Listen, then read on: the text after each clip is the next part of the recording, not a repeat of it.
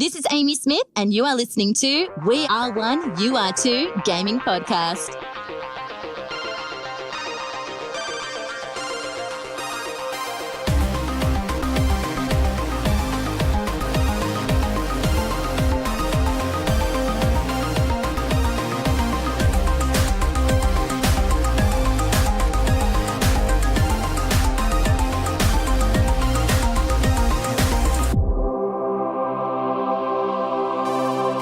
What's up, everybody? Welcome to another episode of We Are One, You Are Two, a PlayStation video game podcast. This is technically episode 36, but who's really counting? I'm sure as heck not. I am your host, as always, Rob Fanzo, joined once again by Matt Rhodes. Heyo. Matt, we've got another interview today inside the industry with Aimee Smith, and she's across the pond. She's an Aussie. And so we're going to talk with her. Different pond. I feel different like pond. If you say across the pond, that implies the Atlantic. And she's in the UK. But she is not. She is Australia. She is across the largest of the ponds, the Pacific Ocean. She is. She's a 22-hour plane ride away, if I remember correctly. I've never been, but I'd like to. Oh, I'd love to go to Australia, but I just don't want to sit on a plane that long, you know? No, I don't either. But, you know, whatever. When they figure out a better way, maybe I'll get over there. Yeah. But she's going to join us here shortly. We're going to chat with her about video games. Sweet. We're going to chat a little bit about voice acting, her perspective on it, especially as an Australian and, you know, somebody outside the States. As we know, most games are made in the U.S. or in Europe. And so, or in London, particularly with certain studios. And so it's be interesting to hear an outsider's perspective on how that impacts her voiceover work. Yeah, plus spoiler alert, she's also a teacher, so it'll be nice to hear about the balance that she has to find. Yeah. She's not full-time, which is something we usually get voice actors who are full-time and that's their career. And so this is nice to hear a little bit different side of that story, somebody who's trying to balance both for now, right? And hopefully switch over to the other, kind of like us. Yeah, for sure. And so if you do like what you hear and you want to help us switch over to this full time and get many more podcasts and Let's Plays and everything else up, you can head over to our YouTube channel. You can head over to our Patreon, our Podbean. They're all We Are One, You Are Two. You can find me on Twitter at We Are One, You Are Two, on Instagram at We Are One, You Are Two Gaming. But find us on iTunes as well, Stitcher, Google Play. I know this is a huge list, but you should really, really check it all out because we're everywhere that we can be. And if you head over to our Podbean or our Patreon at We Are One, You Are Two, you'll actually be able to join our tier list where for like $1, you can get different rewards, whether it's early access to stuff. You can get opportunity to vote in monthly polls that I'll put up once we actually have your pledge. I'll start doing that. You can help us pick topics. You can help us pick a talent that we speak to and go after. And so you have all kinds of say. You can write into the show. I mean, you can do that anyway. You know, if you head over to our website as well, we are one, you are two games.com. And you can write us. There's a section on there to do that too. But all kinds of good stuff. And so please feel free to head over and see us on any of those locations and we'll chat with you. So, anyway, Matt, before we get started, I just want to mention that I started playing Neo again, and I'm almost finished with it. And so I just wanted to point that out. Oof. So close. By the time this podcast comes out, I'll probably finish it. Hopefully. I have the final level left. I'm on the final level. There's technically a final level, and then there's like an epilogue boss. I'm on the final level that you have to defeat 5 bosses or 6 bosses before the game That's crazy. finishes. It is crazy, and they're all bosses you faced before except the last one, so It's kind of ridiculous because I hate some of them. Yeah, well, that's why they put them in there twice. I know, because, you know, so who doesn't want to fight that same jerk twice, right? And you know, I've also been playing a lot of Fortnite, too, so I just wanted to mention that, too. Yeah, we have a lot of Fortnite. I've been playing way more than you have, clearly, but I've turned you to the dark side, and you are now a Battle Pass owner, so you're welcome. I'm so ashamed. Hey, ashamed. You, as we have come to find out, are a founder, so you're even deeper than I am into it, okay? Yeah, you're right. You're right. You bought a founder pass, or a pack, or whatever it was, early on, and here I am, thinking that you're just giving me crap about spending some money on Fortnite when you've been the the one who spent the most thus far. I know. And I don't even remember doing it. It was like a blackout moment. Apparently, I just blacked out. Yep. And didn't remember doing that. I'm so Like, I guess I'll spend $20. Yeah. I'm so ashamed. Well. All right. Let's not waste any more time of the people. Let's get right into our interview. Yeah.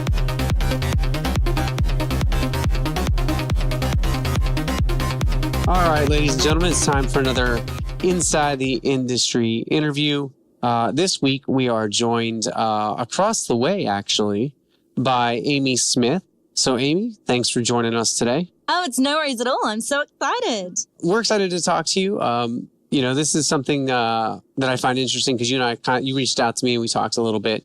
And you did mention that you are actually a teacher right now. A couple of days a week, and you're working on the voice acting on the side here for a couple of years. You've been doing this. So what we typically like to have our guests do is actually talk a little bit about themselves. So I thought maybe you could kind of tell us about that journey and how you decided to kind of want to start making that transition, or what got you into voice acting. Yeah, definitely. So I started voiceover in 2011, and as you mentioned, I'm from Australia. So I was actually doing a university degree at the time. So I was studying to be a teacher.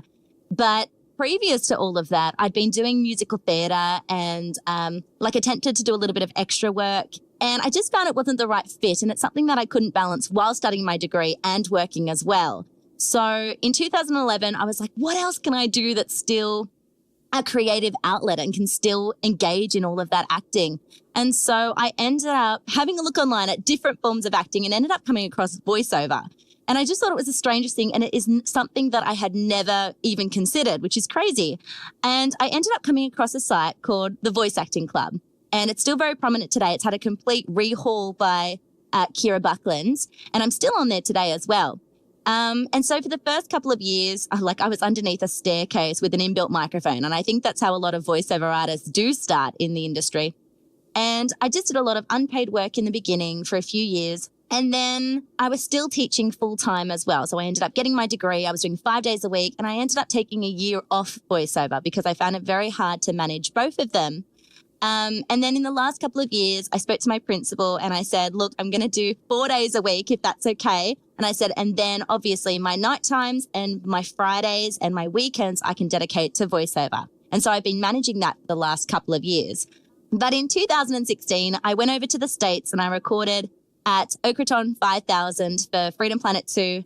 And I just had a complete shift. And I was like, I need to make something of this. I'm going to start seeing this as a business. I'm going to rehaul all of my recording equipment. And that's kind of been, even though I started in 2011, I feel like that's kind of been the beginning of just really having that shift and that professional mindset within the business. And it is quite unique because there's not a lot of people in Australia who are completely centered on game work. And so I think it's a little bit of an interesting perspective from Australians. And I'm really hoping that there's more of a shift in creating more voiceover in video games. And so that's kind of the point where I'm at now. All right. Awesome. Cool. And so you're still teaching though, correct?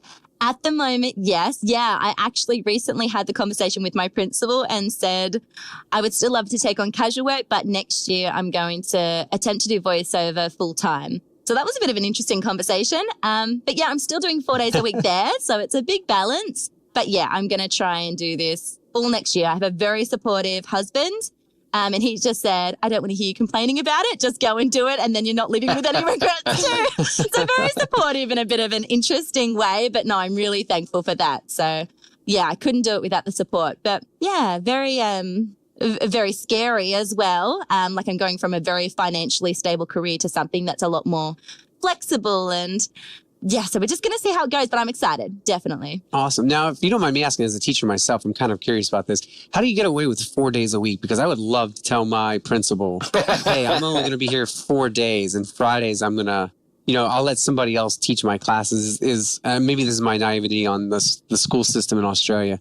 But how does that work with that? Oh, my principal did not like it. She didn't actually understand. I mean, voiceover isn't really a thing that we talk about in Australia. I mean, acting in general, we don't talk about. It's something that we don't really take very seriously. And I felt like, it's true, but I felt like when I went over to the US, there was just a complete shift. People could say, I'm an actor. And it's something that we don't really do here. So I remember in my interview actually at my new school, I had said, ultimately, I would like to have a part-time position. So I am on class at the moment too. I'm not just relief teaching or anything. I have my own class and I have a teaching partner who does my Fridays. So my school's my school's been very accommodating. But my principal didn't get it at first, and it's no detriment to her at all, but it's just the mindset that we have here that it's like she thought that it was something I did for fun. It's not something that I saw as a business. So it wasn't until like 6 months, longer actually, probably a year into my job. I told her I went to the US and everything, and I had a conversation with her. There's an article out here in the MacArthur region where I was on the front page for my voiceover efforts, and it wasn't until that had come out where she goes, "Oh, so this is a thing, like this is something that you actually do." And I said, yeah, we've talked about this. And she goes, yeah, but I thought it was just something you did for fun. So it wasn't until I had received like that more community recognition where they were like, oh, so you can actually make money off acting. So a bit of an interesting conversation. So yeah, it's been interesting. Sometimes I think that's what people think about Matt and I with the podcasting too. I think that's the same reaction we get. Oh, so you do that for fun? Yeah. Yeah, but it's still a lot of work and there's still a lot of, there's still a lot of going on. It's like a second job. Yeah. For sure. So you talked about the mindset over there. Do you think that helps or hinders your progress overall? Because I mean, over here it's such a huge thing, and like you said, you can kind of do it from a quiet room or whatever, and a lot of people are getting into it as technology progresses, and a lot more people are doing it from home. If it's not that widely talked about over there, is it easier, or is it more the fact that most of the jobs are in the States anyways, and so you're kind of communicating to people across the ocean anyways? Yeah, well, that's something that I talk about a lot, actually. Like, even though I'm Australian, 90% of my work is of a US or a UK-based dialect. So it's crazy because I feel like I've made such headway like overseas with the projects that I've been a part of. But here in Australia, I kind of feel like I'm starting again, to be quite honest, because I live just about an hour outside of Sydney. And there are quite a few studios in Sydney that I'm kind of trying to break into right now, but it's more commercial work. So there's not a lot of game work here in Australia. And I actually looked up an article today and it says there are only 930-something people who are in game development full time. And I just thought that was crazy. And it's probably not an accurate number at all, because they're probably considering like your natural full-time wages and hours and that kind of thing. And obviously game development's still quite flexible in that regard as well. But that just blew my mind completely. And so I feel like I'm at that stage where I'm contacting a lot of Australian game developers just to say, have you considered voiceover? And they look at my portfolio and they say, wow, that's crazy. Like, I only live a few hours out from you, but it's something that I'd never considered. So I feel like I'm doing a lot of legwork at the moment in order to just start thinking voiceover is an option, and there are Australian voice actors out there. It's not something that we really talk about. And when we do talk about voiceover, it's commercial work, it's radio work. And yeah, so just really trying to start leading the way on that as well. Like, I've recently just announced that I'm going to be at Oz Comic Con as well. And so that's where I'm hoping to spread the message a lot more, because I do believe that there is a big market here for voiceover game development as well. And it's just kind of getting that word out there. So I'm hoping that I might be leading the way on that shift just a little bit. Fingers crossed. Cool. That's cool. Yeah. I guess what I'm kind of curious about, because you did mention about you have a North American dialect and a British dialect, and you find yourself doing that a lot for a lot of your video games. Do you feel like that is kind of your biggest asset that has helped you land those roles? Or because after you said that, I started thinking about it. I was trying to think of the amount of Australian dialects that I've heard in games, and it's not as much or not as frequent. No, not at all. Do you think that this is just because there's not a market for it, or because people just, like you said, don't typically think Australian when they think voice acting? Or, and so I guess, do you feel like the North American being able to do that and the British dialects has helped you even further your career in that regard? Look, admittedly, I always kind of get a little bit of a kick out of I do submit an audition in a US accent and I get the part over a Native American. Like, I love that. But I find that with my Australian accent, because there isn't a lot of projects that do actively advertise they need an Australian voice actor, I find that I do put it in as a supplementary take, like when it's appropriate. And a game that I did get cast in last year, it's called Bulletville. They weren't after an Australian at all. It was something that I put in as a supplementary take, and I just felt like it was right for the character. And her name's Hachiko, or she was formerly known as Wild Child. And I have to say, it was one of my proudest roles. It hasn't been released just yet, but hopefully next year. It's looking stunning. But yeah, it was just a supplementary take. Like hundreds of people auditioned for the role, and they ended up taking it on with the Australian accent. And it's something that made her, I feel. And it was something that like not a lot of people can bring. I mean, there's a lot of Australian voice actors out there who are starting out in the industry, and obviously a lot out there for commercial work. But I just find like I'm kind of in that middle zone at the moment. And yeah, I do think it is an edge. Like, obviously it took a lot of work in the first couple of years to nail down those dialects. But now I have that supplementary take, and it is kind of raising a little bit of awareness that I guess Australians can do this too. Don't leave us out just because we're across the way. Yeah, so I do think it is a little bit of an edge. I hope anyway. Yeah, well, the nice thing about voice acting, right, is a lot of times you can do it remotely. I think if there is that, as you mentioned, that awareness raised for Australian voice actors where you can use your native accent, you know, it's not something where they have to fly you over to the States in order to have you necessarily do that if all they're looking is for the voice and no mocap or anything like that. It's very easy just to kind of direct you from a distance from the other voice actors we've spoken to. A lot of their work comes out of their home. And so particularly in terms of video games, it's very easy to, I think, have that with you if they're aware that that's an option. Yeah, that's it. I mean, all of my work, bar one, has been conducted in my home studio. So it was only, and that's what's crazy. So my only booth experience really was when I went over to the States. So I haven't even recorded a job here in Australia in a booth other than a voiceover class that I did and was invited back later as a guest tutor for video games. But yeah, everything has been done here. So it's probably why I'd never even considered it. It blew like voiceover. It blows my mind that everything is able to be done from here. Technology is a beautiful thing. Yeah. Oh, definitely. I mean, if we didn't have it, we wouldn't be talking to you right now. Yeah, Exactly, yeah. It's crazy, isn't it? Yeah. Matt, I'll let you take the next one. I apologize. I jump in too much. No, that's all Take right. turns, guys. So you are a teacher and you do voice acting, but do you play any games? Oh, yeah, I love games. So I'm typically more into narrative-driven games, RPGs, that kind of thing. Like, I love Life is Strange. And Ashley Birch is just amazing as Chloe in it. I just adore that game. Ni no Kuni as well, on the flip side, something a little bit different. But I'm also into really twisted games. And it's something I've realized quite lately about myself. Like, I used to play this game called Edna and Harvey's New Eyes on my Mac ages ago. It's on Steam at the moment. And I'm playing The Coma currently, and I love Danganronpa. So I'm obviously really into beautiful art styles, but really twisted gameplay. It's obvious. It just must be my thing. It's only something I've realized in the last year about myself. But I just love those games. Like, obviously being a voice actor, I need something narrative driven. Like, I need something that's really going to shake me to the core. Yeah, I have to. Yeah. But then I also love all of those typical PS1 games as well. Like Crash, I am so excited for when that comes out remastered.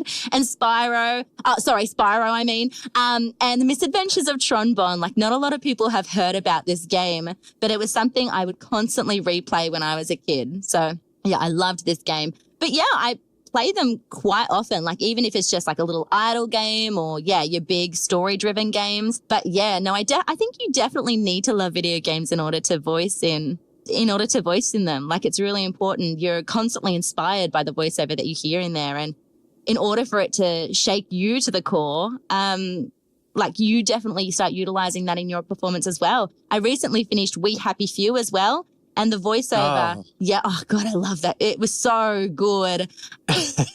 Yeah, I knocked that out in a week. Wow. Yeah, I love it. But yeah, Rob's the currently voiceover. playing that. Oh, it's so good. Oh, Yeah, I'm not very far. I'm working on it. oh God, I was going to ask you where you're up to, but it's probably best that you don't talk about it because I didn't know anything about I knew little bits and pieces, obviously. Yeah, just as it went on, there's just a lot that I wasn't anticipating. It's yeah, just when you think it's going to end, it's great. But the Sally Boyle, I just thought that the voiceover for her was amazing, and it actually inspired a recent audition I did too. Like, it's just whenever you play a game, you're like, oh, wow, I love that voice acting. I love that interpretation of that line. Like, I think you really need to love video games in order to do this. It's so inspiring. And I do think that's something that, and I'm sure as a voice actor, probably you're even more aware of that playing it.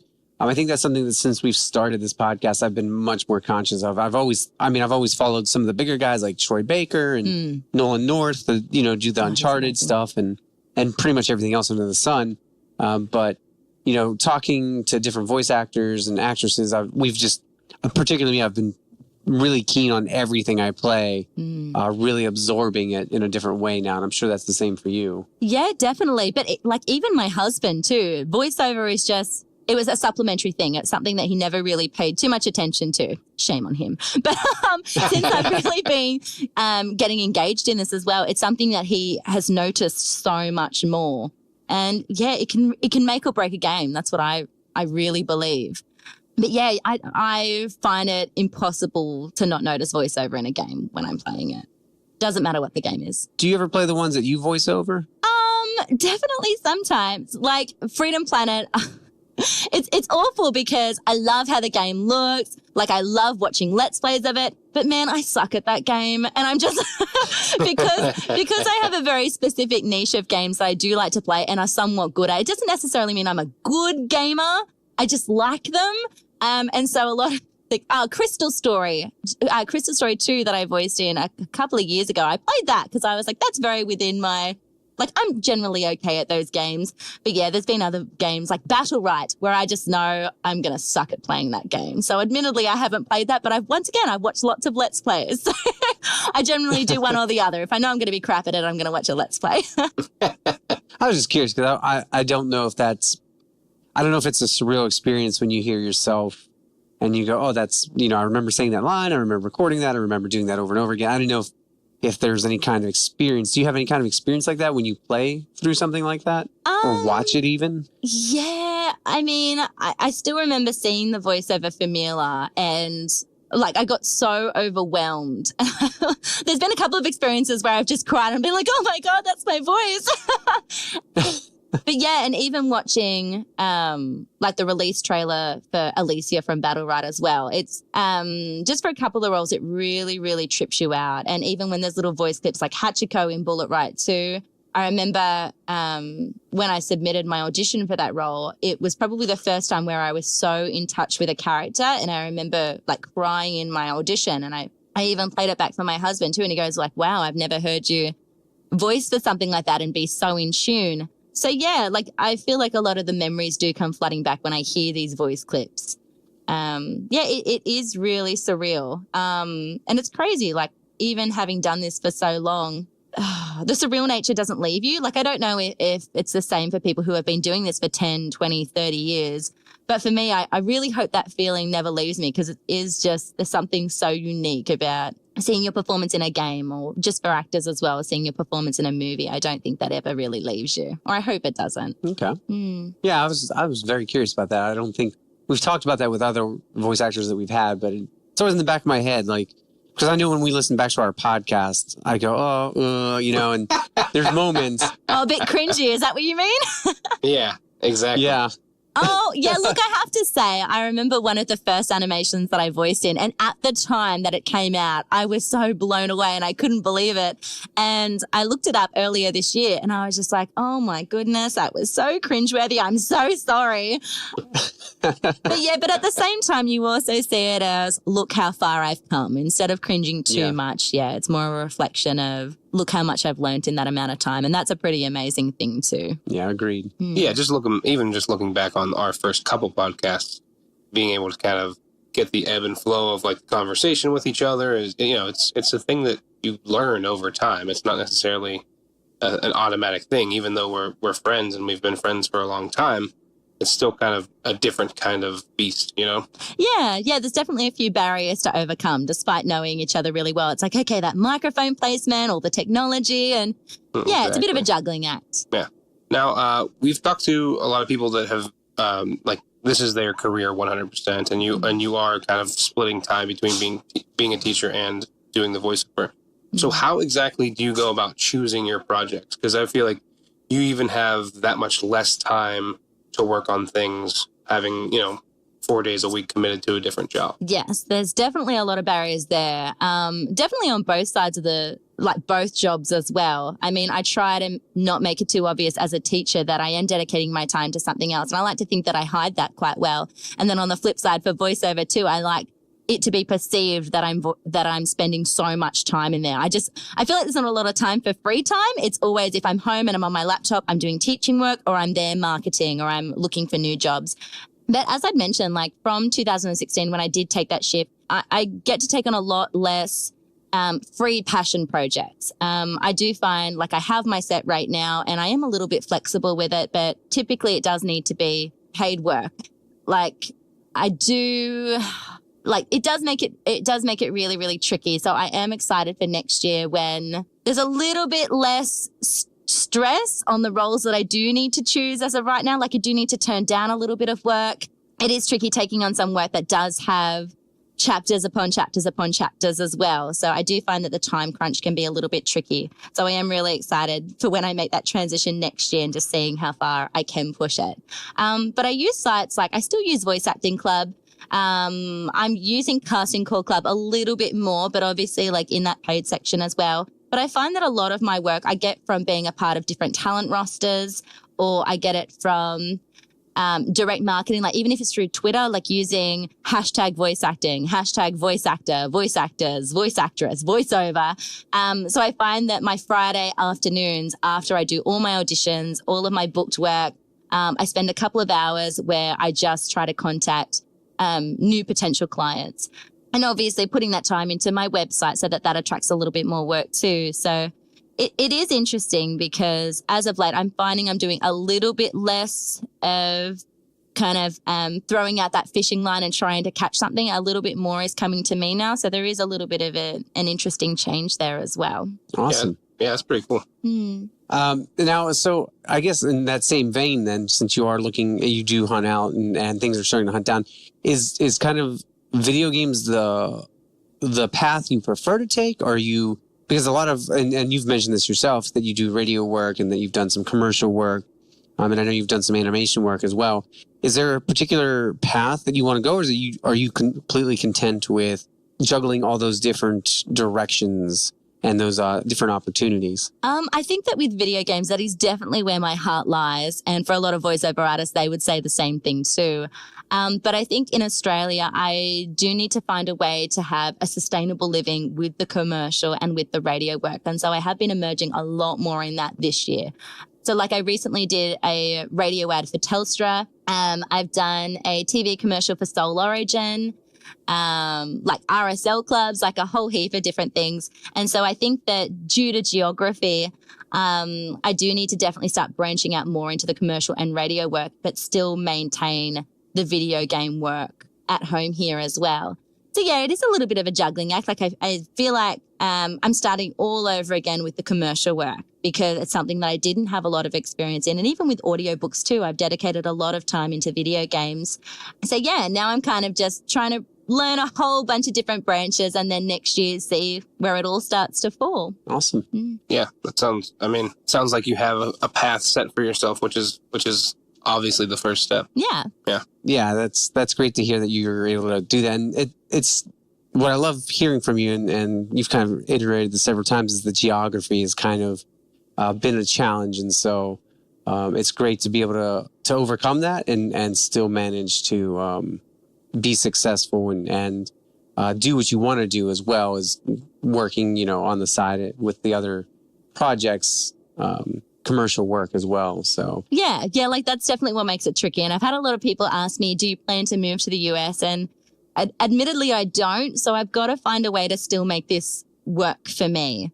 So I'm hoping that with going to a few conventions and having panels and things, that the worlds of game development, incorporating Australian voiceover will improve, but I also need to find a way to make it sustainable for me as well. And that means venturing into commercial work, which I love too. It's a very new challenge for me, but there's still a lot of vocal creative freedom with it as well. So I love all of it, to be quite honest. So yeah, we're just going to see where it goes. But yeah, it's great. It's a great challenge. What do you think is the biggest challenge or the biggest difference for you between commercial work and some of the other stuff that you do?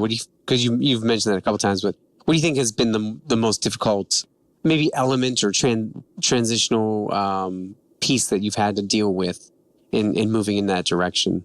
Between both genres, I think that the definite difference and the biggest challenge is having a more natural read. Like there is a definite shift there where you do kind of fall into a little bit more of an announcer, obviously more of a character read with a lot of these video games and animations. And so dialing it back, because I naturally do speak quite animatedly. Is that a word? Animatedly? It is now. Sure. Oh, it is now. Let's just go with it. So that's just naturally how I speak in real life anyway. I am quite animated. So for doing commercial work, I do need to dial it back big time. And so I generally like to try and start with all of my commercial work first, and then my energy will last all day. So I'm okay with this. I don't need to pick up my energy. And then I can do the video game work afterwards, which also really works because you do have a lot more screaming and voicing death scenes and all that kind of thing as well. So I do generally like to keep that at the end of my day too, so that I'm not blowing out my voice first thing and then going into the commercial work, because you still need to maintain energy for both as well. Yeah, it's smart. You got to take care of your instrument, or else, I mean, how else are you going to make the money? Oh, well, that's it. That's why last week was just the absolute worst, being sick, and I'm just spending all my time emailing going, I am so sorry. Yeah. Yeah, no, that's the worst thing. That is tough. And actually, I mean, I know that as a teacher that, over the summer, I kind of let my voice settle in to where I'm not talking every day for 8 hours. And so the first 2 days, I'm usually very hoarse afterwards. And I'm like, I probably should have done some sort of vocal warm-ups leading into the school year. And so do you do that on a regular basis? Do you make sure that you have some sort of vocal training that you do or warm-ups that you do to kind of make sure that you don't lose that? Yeah, I definitely do a lot of vocal warm-ups, not prior to teaching, but prior to the voiceover, because it is hard speaking all day at my job and then coming home and speaking all night. So, like, I generally don't fall sick quite often, so I am quite fortunate. But in terms of warm-ups, there's one called the gumball. So it's just you have your tongue in your mouth and you start humming and you kind of move it around to different corners of your mouth. So it kind of sounds like this, which probably sounds a little bit funny, but definitely scales as well. So your lip trills, so you go. What else do I do? Oh, sticking your tongue out of your mouth and you go kind of up, down, and just kind of doing tongue stretches. Oh, what else? I know a lot of people do tongue twisters too. Admittedly, I think I've done them a little too much. Like I can do Peter Piper picked a peck of pickled peppers, a peck of pickled peppers, Peter Piper peed. Like I've been doing it since I was, in primary school. So I don't know if it has the same effect on me. She sells seashells by the seashore. So for some of them, I probably need to branch out and do some different ones just because I've done them since I was a kid. And I'm like, no, I can do them. They're fine. I don't know if it's doing anything for me anymore. But yeah, I should probably look up some different ones. But they're the main ones that I do. And I try to make it as long as possible. But sometimes you just wake up of a morning and because you're on America's time, they want something in the next hour. And so you quickly have a shower, brush your teeth, might have a Granny Smith apple. Depending on how you're feeling, you might dose up on vitamin C, have your water next to you, and you kind of are just walking around the house doing your lip trills and your tongue twisters and everything before you eventually sit here. So I do like to take about at least 10 minutes, but sometimes you don't have that long either. So you try to spend as much time on it as possible because you can really notice the difference. And I'm sure your husband loves hearing all that as well sometimes. I'm sure. Well, thankfully on a Friday, he's not home. But yeah, that level of self-conscious is just gone. Like sometimes I can hear him in the lounge room and I'll do some sort of death scene or some sort of scream and I can hear him cackling. And I'm just like, whatever, you should be used to it by now. Yeah, so no, it's just gone. I don't care anymore. That's good stuff. I think we might have to use those tongue twisters as promo material now to advertise this one. For sure. Once again, not self-conscious. What I love about all of the people we've spoken with who are voice actors. You're also animated, and you can just tell that you do this for a living because there's just a bubbliness that exudes from all of you. And I applaud you guys for that because you can just tell that you're used to the mic being on and ready at any moment for anything. Thanks. Like, honestly, I don't even think you need to applaud us. It's just we're doing what we love. Like, I don't know. I recently put up a status actually, and I was like, what did I say? I said that nobody is afforded the right to being involved in the creative industry. Like, we're very fortunate. Like, even me, even though I'm not doing it full time now and I'm looking at doing it next year, I'm just so lucky to just have a small taste of it. I mean, I grew up thinking that, like, I wanted to be involved in musical theatre, and I was always told, like, come up with something stable. It's not going to happen. Like, all those typical things that you're told when you say that you want to be involved in a creative industry. And I kind of just look at it now and I'm like, even though it's just a small taste, I'm so fortunate. Like, particularly here in Australia, it's just really not a thing. So yeah, I just think all the time, how lucky am I? So there's a lot to be grateful for. There's a lot to be happy about. So that animation just comes automatically, I think. Yeah. So you talk about you're doing exactly what you love. So what is there anything that like started that off? Is there anything that was kind of like the catalyst of, like, as far as your influence of, like, I know this is exactly what I want to do? Or was it just like playing video games? You're like, oh, that sounds like a fun thing I could do. Or was there like something like really specific that? It was honestly just always loving acting, like always being involved in amateur musical theatre. And it was just trying to find what's that other form of acting that I can sustain. And it was literally just typing it into Google, what other forms of acting are there? And then I came across the Voice Acting Club and I started on my inbuilt mic. And that was that. Like, it's something that I'd never thought about before. And I mean, I always liked games, but I think that starting to do the voiceover, I then began to love games. Huh. Yeah.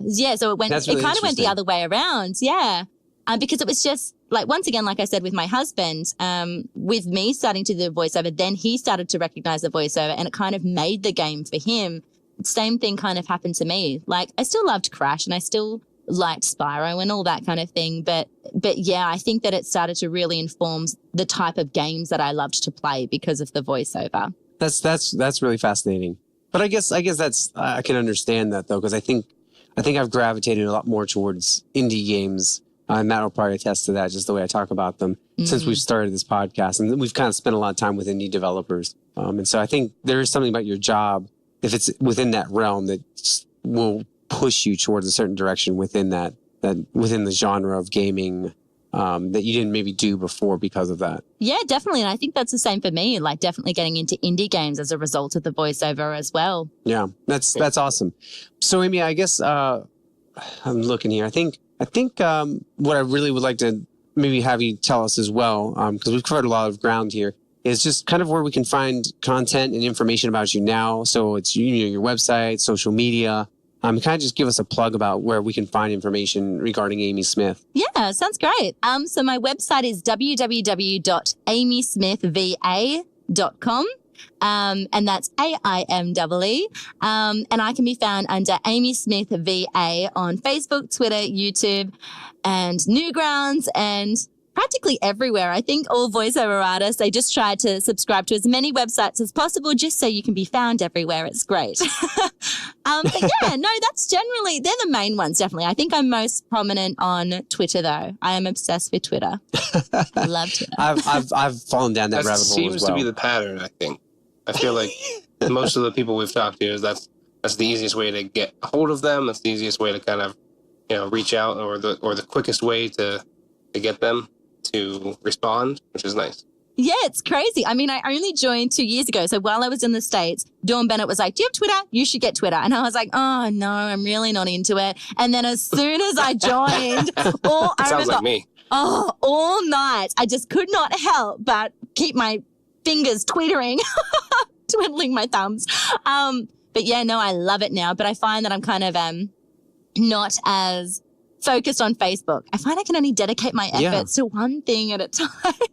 I'm the same way, actually. I've gravitated so much towards Twitter. And you know what it is, too? There's such a great gaming community on there. Yes. And I can kind of shut out the other noise that I can't shut out on Facebook. Yeah, no, that's exactly it. And hashtags, I used to think they were silly, but as soon as I was on Twitter, I was like, I get it now. It all makes sense. Yeah. Yeah. It's a horrible rabbit hole to fall down. But I'm so thankful to Dawn. Well, thankful, but how could you do this to me at the same time? Yeah, it's I don't know what it is about it. It's just, I think it's a little bit of the evolution of the technology to a certain extent. I mean, as prominent as Facebook is and has become, and it's still kind of older, right? Well, and it's also limiting, right? I mean, yeah, exactly. I have my group of friends and I have groups I belong to, but I would have never reached out to Aimee on Facebook. I wouldn't even known she existed, but there's that beauty of hashtags, like she said, and this beauty of, that information with game developers that I can interact with them. I can interact with the guy who wrote Life is Strange and invite him on the podcast if I want to. And I couldn't do that on Facebook. Yeah, that's exactly it. I think, it is. Like you said, it's very limiting now. Twitter's just great with the hashtags. It's great for sharing your work and finding work too. So I think it's a definitely a multi-purpose site. It's fantastic. Yeah, cool. Awesome. Well, Matt, I don't think we have anything else unless you do. I know you always like to throw something in there when I'm wrapping up. I think that's pretty much it. I mean, I think that's it. Thanks so much for having me. We really appreciate you stopping by and chatting with us. Guys, thanks for, hanging out and listening to this interview as well. Again, go check out Aimee's website. Go find her on Twitter. She's very active on there. I mean, that's how her and I connected as well. And certainly any indie game developers, I know we have a few of you who listen to us every week. If you're looking for a voice actor, think Australian, right? I would actually really enjoy that. I would too. Got the wheels turning about how few voice actors there are with an Australian accent, how many characters I don't play. So just, throwing it out there. But until next time, guys, game on. Game on. Game on.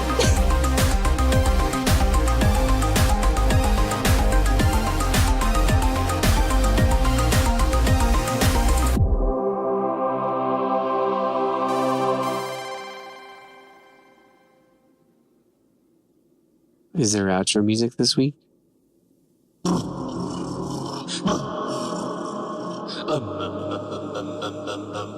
This is my bad imitation of a didgeridoo. The outro music from down under for this week. Boy. He's going to have a field day with that one. Yep. Oh, man.